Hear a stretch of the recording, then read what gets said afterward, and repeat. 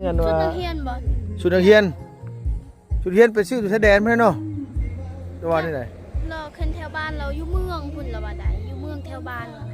โอ้ไกลได้เมืองแถวบ้านแล้วนะมีแต่ว่าซื้อไปให้เราเลยและ2 ซื้ ชุ อ ด ที่บ้านดงก็ได้บ่ ได้มีบ่ชุดนักเรียนบ้านดง มีแบบว่าเขายิบแล้วเลยบ่ต้องเสียหยัง เออ เขายิบแล้วเลย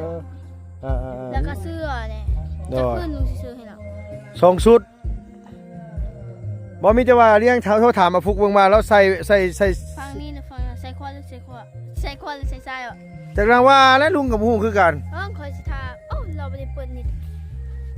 เราได้เปิดเน็ตบ่บ่รู้ว่าไปสิพ่อน้องเพิ่นบ่ฮู้ในมื้อนี้ก็ได้ พ่อเราอยู่เพื่อนอยู่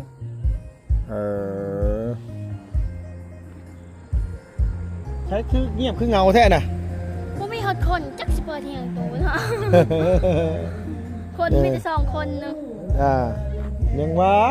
เขาเปิดให้มวนสิไม่อย่างเพื่อนแม่จะดีคือบ่มวนเลยคอยบ่เงาแฮง อ่า เงาแฮงเพื่อนแม่จะดีคอยก็บ่มวนเลย บ่ม่วนบ่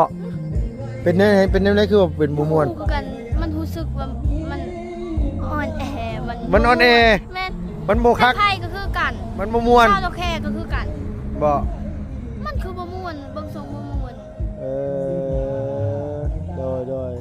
ก็คือ มันเหงา บ่รู้แล้วบางเทื่อเจ้าภาพเพิ่นบ่คึกบ่คืนก็คนก็มาก็บ่คึกบ่คืนคือกันแม่นบ่ล่ะคือแม่ใจะดีแล้วบ่ได้กินได้เล่นแล้วบ่ได้ม่วนได้ซื่น บ่แม่น ฮะบ่แม่นได้เอ้าคือว่าจังซั่นบ่ฮะมันเป็นจังไดความรู้สึกเป็นจังไดบ่ม่วนเป็นเมื่อย มันคืออ่อนแอ ๆมันคืออ่อนแอ แม่นเมื่อวานนี้เฮาอะนะนึ่งข้าวแต่6 โมงบ่จนฮอด12 โมงค่อยก็เมื่อค่อยอยากนอนแต่ชาวโลแคกับแม่จะดีเนาะจนฮอด1 โมงแล้วนึ่งข้าวอะ อ่า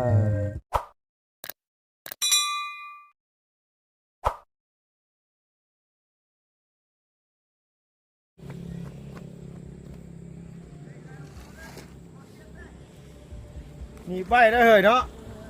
นี่ไปเอามันเป็นอะไรคือบ่ปกไว้มันเป็นอะไรคือบ่ปกไว้ ให้ลุงเบิ่ง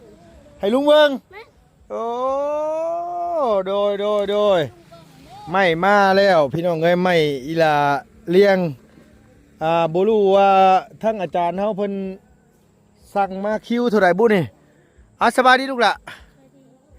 สบายดีพ่อแม่พี่น้อง FC ผู้ใหญ่ใจะดีเบิดสุขุสุคนพี่น้องเอ้ยพอดีว่าลุงมาแต่มอบเงินให้ทางกันว่าว่าได้ไดเนาะ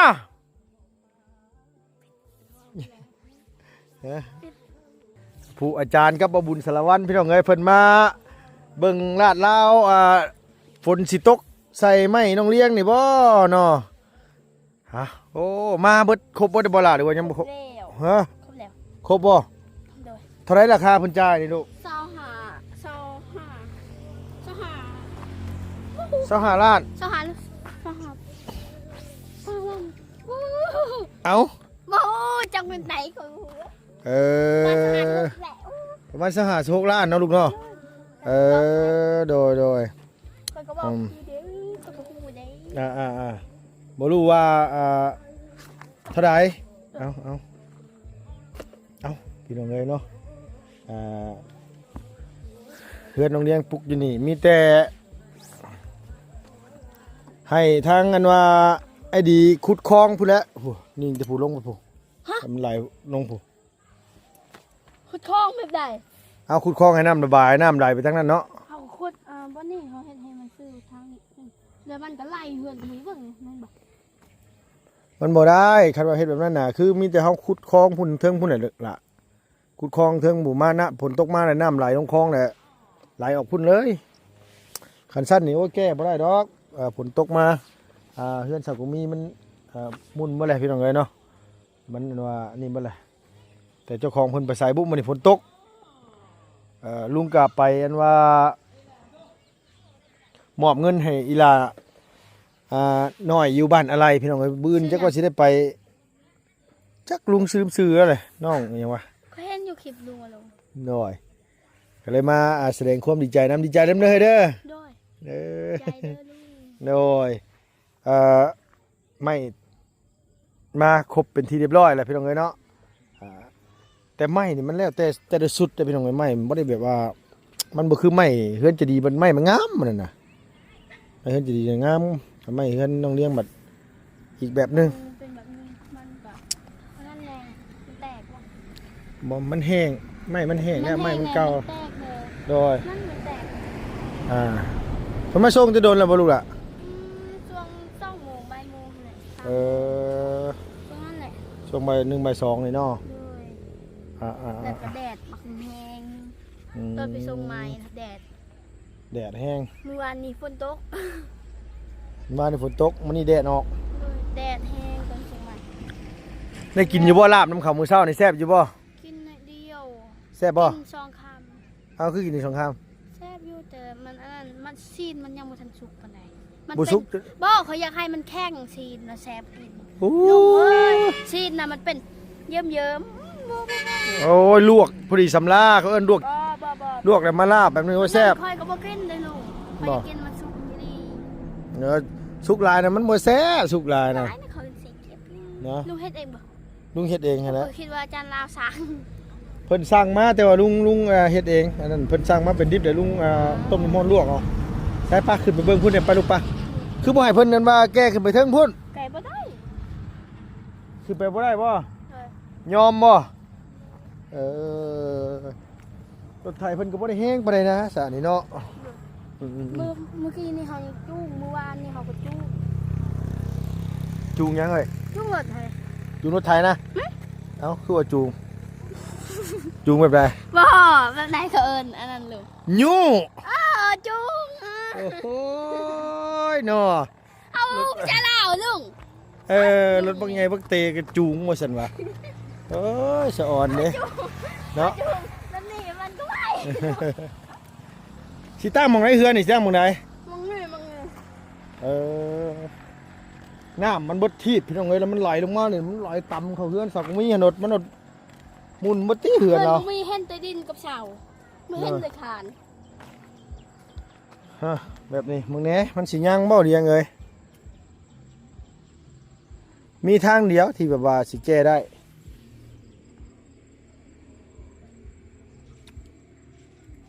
ลุงไผ่เขาเอิ้นสร้างลบ ฮะ สร้างลบ สั่งลม สร้างลบ สั่งลบ แม่ จักแล้วบูรู้ น่ะไผ่ก็บ่ฮู้จักผู้ใด FC น่ะบอกให้ว่าเพิ่งไปทายสร้างลบจักสร้างลบอยู่ไส ไอ้ลบนี่ประจักษ์ บ่ฮู้ว่าไปทายเฮือนสร้างลบบ่แม่นลบนี่นะ ไปซะ ว่าสร้างลบเขาบอกว่าไปทายเฮือนสร้างลบ ลุงกับบุฮู้คือกันลูกล่ะไปสั่งลบลุงกับบุฮู้คือกัน ถามข่อยแบบคนนั้นบอกข่อยว่าบ่ฮู้บ่แม่น ดอย อันนั้นเคยเห็นสร้างซองนะเราเอารถคลิกแล้วมันบอก ด เรา อย เราเอาอันนั้นดินทรายแล้วเราใส่ในเบาะรถคลิกแล้วนะ ไผ สร้างซอง ช่างอันว่าที่เพิ่นมาเฮ็ดนี่นี่บ่เพิ่นเฮ็ดแล้วหรือบ่ลูกล่ะ ยังบ่ฮู้บ่ได้ไปเบิ่งเลย เออ นี่เขาเฮ็ด ปลาข่อยเป็นมันแล้วพี่น้องไอ้ปลาข่อยนี่คือสิบ่ได้กินได้ยากน้ำเขาดอกเบิ่งคักแล้วอ้าวควัดเฮ็ดหยังอันนั้นนะก็ได้ปลาหญ้าเริ่มขึ้นนี่เนาะสาวกงมีเราบ่ได้มีมาเสียเด้พี่น้องเอ้ยเนาะเสียฮักกะแล้วเด้ แม่นบ่นั่น จ้างเขาแน่เสียน้ำแน่ ถ้างานนั้นหรืองานบ่ฮู้กันงานนี้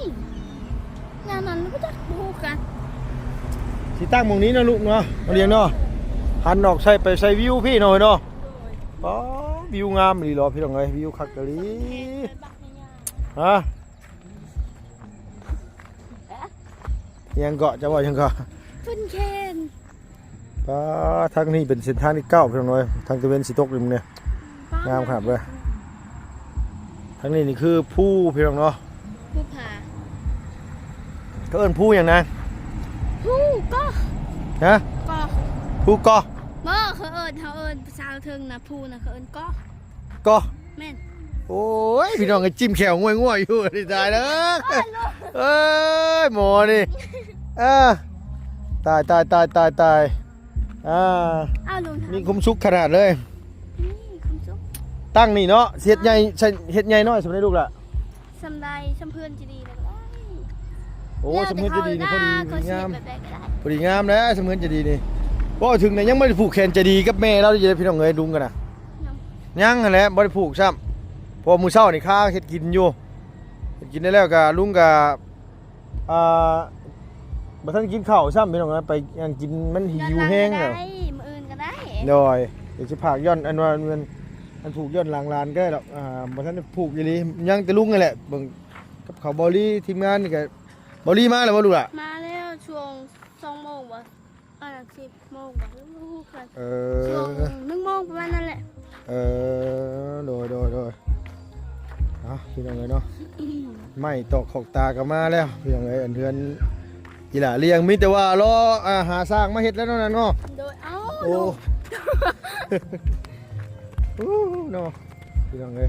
คอยนุ่งเสื้อนะชาวันนี้แหละ เสื้อไผ เสื้อนะชา เออ บางทีนะชานุ่งเสื้อค่อย โดยไม่ได้นับอยู่ว่าไม่นี่นะได้นับบ่ไม่ฮะ เขานับแล้วเขาก็สับสนเขานับตัวนี้ครับนับคืนบ่ฮู้กัน เขาคือว่าฉันนับเรียวนับ ประ อี มาณ ก 60ป้ายแหละระหว่างสักอันนั้นผู้ ฮะ ที่ขับรถไทยหันว่าสามโอ้ จักคันเพิ่นเอามานางนี่ สองคันเดียวเมื่อวานนี้คันหนึง มือเอามา2 มือแล้วเนาะ อ๋อ สองคัน โด เพื่อย น โด จะ ย ดีจะขัน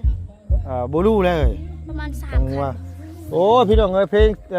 เพิ่นเปิดเพลงดังในเด้อเพิ่นเด้อตุ๊บตับอยู่เนาะเพิ่นนั้นว่าอันนี้มื้อแรงเขาเจ้าว่าเขาเจ้าสิอันมาอันนี้กันนำเป็นว่ามากินต้มไก่เพิ่นซั่นว่าแต่ว่าลุงยันบ่ได้มาดอกพี่น้องเอ้ยลุงมันว่าย่านมื้ออื่นไปอันว่ามอบเงินให้ทางอีหล่าเพิ่นบ่เลี้ยงอันว่านางพุกนี่สิใส่ชุดนักเรียนซ้ำกันกับเจ้าบ่ สำคัญก็ได้ เนาะ เราก็ได้ เพราะว่าพุกกับเจ้านี่ซ้ำกันเนาะ เราอยู่14 แต่ว่าตัวเราก็บ่ได้ใหญ่ปานใดเนาะล่ะเนาะมื้ออื่นนี่สิไปผู้ใดพี่น้องเอ้ยบ้านปะร้อยพี่น้องเอ้ยบ้านแม่ของน้องเลี้ยงนี่แหละบ้านใหม่ๆเพิ่นอย่ามื้ออื่นสิซื้อเนี่ยอยู่ได้กินซื้อปลาเด็กแป้งนัวไปให้หลานพุ่นแน่เพิ่นให้ซื้อข้าวไปนำก็สิ ทางอันใดบ่เขาน่ะทางยากเลยให้เราซื้อเองอยู่ มีแต่ว่าให้เราซื้อเองอยู่บ้านเราเนาะ บ้านแถวบ้านเราก็มีอยู่ โดยแถวบ้านเราก็มีแม่นบ่ลูกให้เราซื้ออยู่บ้านเราเนาะ โดย โอ้ยพี่น้องเอ้ยเพิ่นเปิดเพลงกัน ชุด ว่า นักเรียนบ่ ชุดนักเรียนไปซื้ออยู่ชายแดนเพิ่นเนาะจังหวัดนี่ไหน เราขึ้นแถวบ้านเราอยู่เมืองพุ่นละว่าใดอยู่เมืองแถวบ้านเรา โอ้ไกลได้เมืองแถวบ้านแล้วน่ะมีแต่ว่าซื้อไปให้เราเลยและ2 ซื้ ชุ อ ด ที่บ้านดงก็ได้บ่ ได้มีบ่ชุดนักเรียนบ้านดง มีแบบว่าเขาหยิบแล้วเลยบ่ต้องเสียหยังเลย เออ เขาหยิบแล้วเลย แล้วก็เสื้อเนี่ย ได้ จะขึ้นลุงสิซื้อให้เรา 2ชุดบ่มีแต่ว่าเลี้ยงเท้าโทรถามมาฟุกเบิ่งมาแล้วใส่ ฟังนี่นะฟังนะใส่คอหรือใส่คอใส่คอหรือใส่ทรายอ่ะ จากนั้นว่าและลุงกับฮู้คือกัน คอยสิทาเอ้าเราบ่ได้เปิดนิด เราไปเปิดเน็ตบ่บ่รู้ว่าไปสิพ่อน้องเพิ่นบ่พูดในมื้ออื่นก็ได้ เพราะเราอยู่เพื่อนอยู่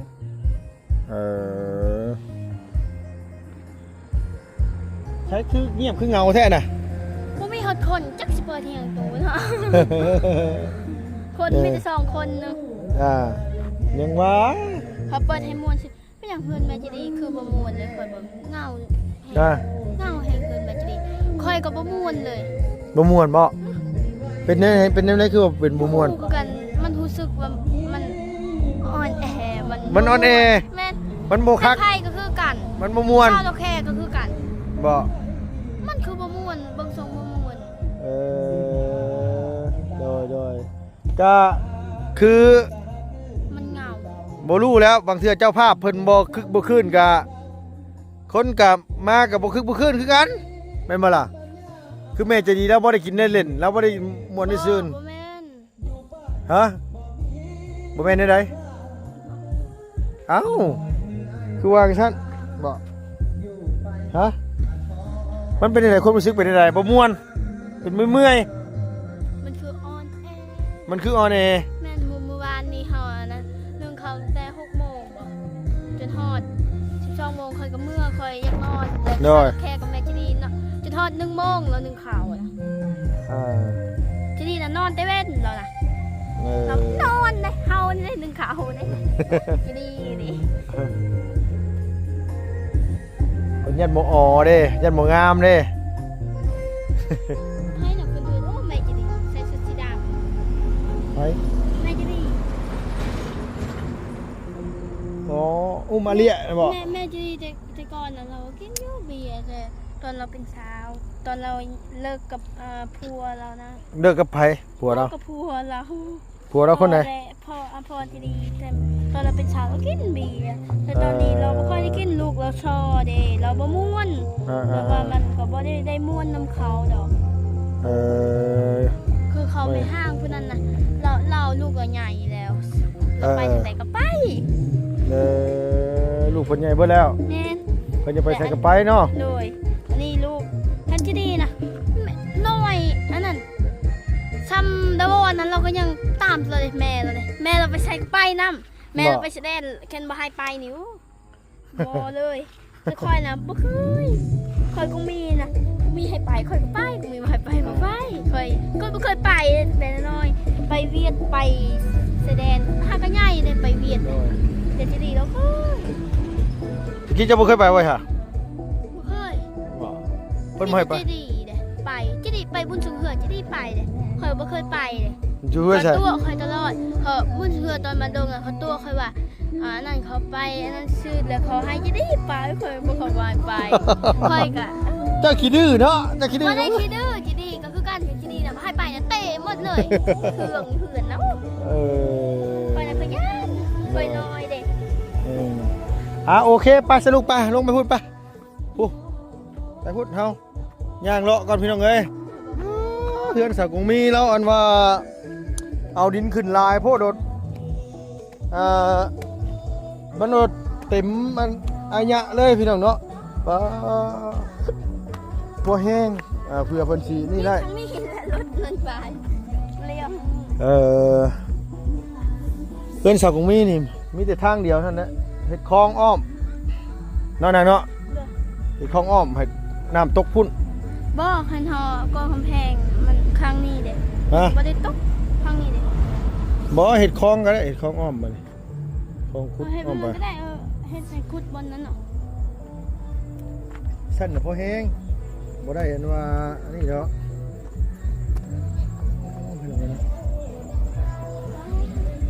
บ่นั้นตอนนั้นก็มีนะย่านเพราะว่าเราเป็นอันนั้นเป็นบาหาหมู่เด้ ใคร แล้วโห ลุงนี่บ่ ฮะ แม่นบ่ลูก แท้ตอนนั้นน่ะให้บอกมื้อนั้นเรากำลังสิเป็นกูมีนะให้เงินเราเฮ็ดแล้วนี่กูมีญาติกูมีเต็มเงินกูมีแลนด์นี่ตอนเขาอันนั้นลูกมันแม่อันนั้นแม่แซงตอนปีกายนี่เป็นบามูอยู่นั่น บ่เราเมื่อยบ่เราเมื่อยแล้วเป็น บ่เราเป็นแต่โดนแล้วดิ อืม บางทีเราเป็นตลอดบางทีเราไม่เป็น อืม แต่ช่วงนี้เราเป็นจักเป็นไม่คู่กัน บ่เอาหน้าสาวเจะไปเซ็นนะ โอ้โหเราไปซื้ออย่างพวก เออ